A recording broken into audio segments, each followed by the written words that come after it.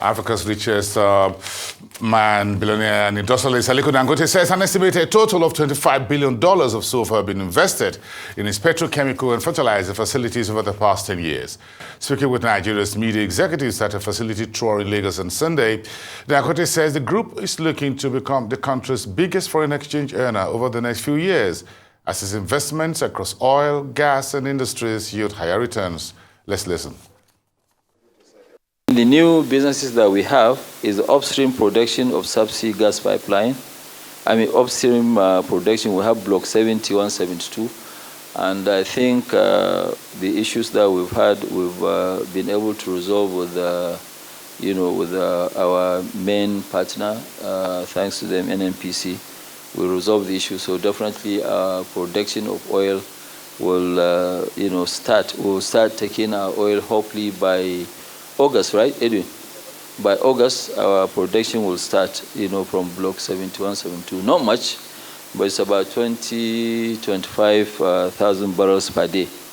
Then in agriculture, we're going to be in rice and sugar cane, then tomato. Tomatoes, we're doing a fresh one, here in Nigeria. But the rice, we have 1 million tons of rice, which is actually 34% of the entire, processing capacity. When we get to the rice, I'll also explain to you. So we are actually, this is now, the revenues were, expected to grow 6 times over the next 1 year. Because after the refinery, when we commission, we are now moving from 2002, we are at about 5.4 billion. Last year, we were at about 5.6, despite the devaluation.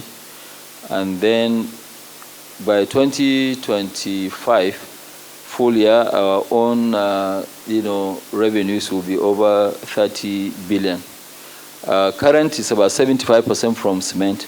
This is just to tell you how we've been thinking, how, we kept on, re-engineering the company. So because when you stay in one place or you remain dormant, events will take place where now you find yourself in trouble. So we're always trying to, because what are we trying to do here? What we are trying to do is to totally get ourselves out of demand of foreign exchange from Central Bank of Nigeria.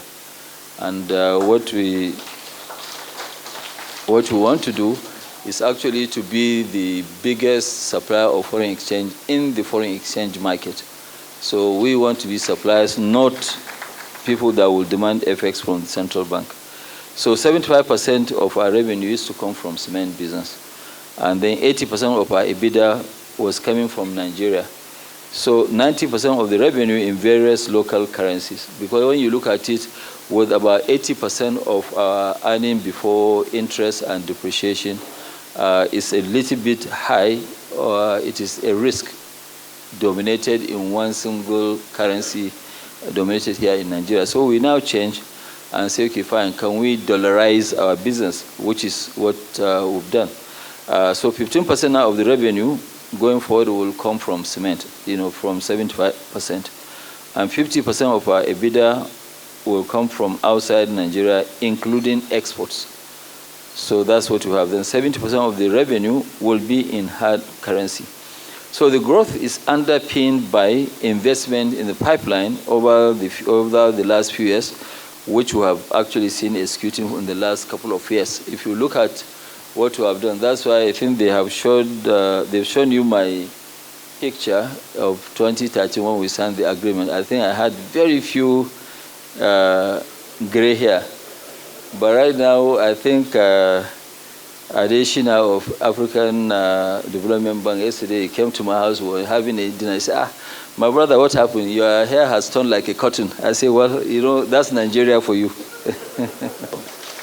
So actually, when you look at it in agric, we've spent about 900 million, and we're still spending more money to make sure that in the next 4 years, we will not import raw sugar to refine and sell in the Nigerian market. We want to only stay and produce 750,000 tons of sugar domestically. And then the rice also, we have rice all our rice mills were not going to be connected to the grid. We will produce our own power, which is sort of green energy. We are producing out of the husk. So we are using the shell of the rice to generate our power. We are not going to be connected. And we're very, very lucky. I mean, you cannot imagine just overnight now we have 240% increase in power. And rice business consumes a lot of power because you do the parboiling and then you do the processing. So we will not be connected to the grid.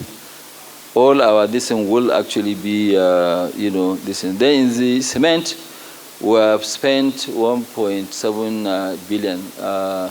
Luckily, the project that we had also problem with Ogun State in 2000, I think it was 2017. We have now gone back to site and we've started and we're building a brand new 6 million tons of cement, mainly to target export, and that will give us quite a lot of money. What we are doing is that we want to make sure, apart from selling domestic, we create excess and export. Because you really don't become an exporter unless you have self-sufficiency. Then you export this. I keep telling people that whatever you export, you will export maybe even cheaper than your domestic market because you are competing with everybody. You are competing with China. You are competing with everybody. So you only export your excess, just like airline business. Well, that's what I keep saying. Manufacturing. Say you have 100 seats, so 60 seats will be maybe your cost and your profit will be in 60 seats. The 40 seats, you can even sell them at 40% or 50%. Whatever you sell them, you are making more money because instead of dividing your cost by 60, which you have already done, you've taken your profit, you divide that cost by 100, and then you make more money. And that's how manufacturing is. So you just don't go and establish something where you just become an exporter. No. Even Asia, they did what you call self-sufficiency before they now target export. And because normally domestic market, you have to protect your domestic market compared to imports. Today, if you go to Japan, just try, for some of you that have been to Japan or even to South Korea, the Samsung you buy in South Korea will be more expensive than the Samsung you buy in Nigeria. Because export is that you are, like what I keep saying, you are taking, you are actually, taking poverty into somebody's country and creating jobs at home. So that's what export is all about, apart from earning of foreign exchange. The next one is refinery, 19 billion, which we have spent. Actually, we have gotten now to 19.5 because we had additional interest and we had a late startup, and I will take you there when we have that. Then the fertilizer, we spent 2.5 billion, and then midstream and upstream oil and gas, we've spent about 1.1 billion. So over the last couple of years, we've spent 25.2 billion, despite the devaluation. You can see that when we rolled out the refinery, the exchange rate was 156.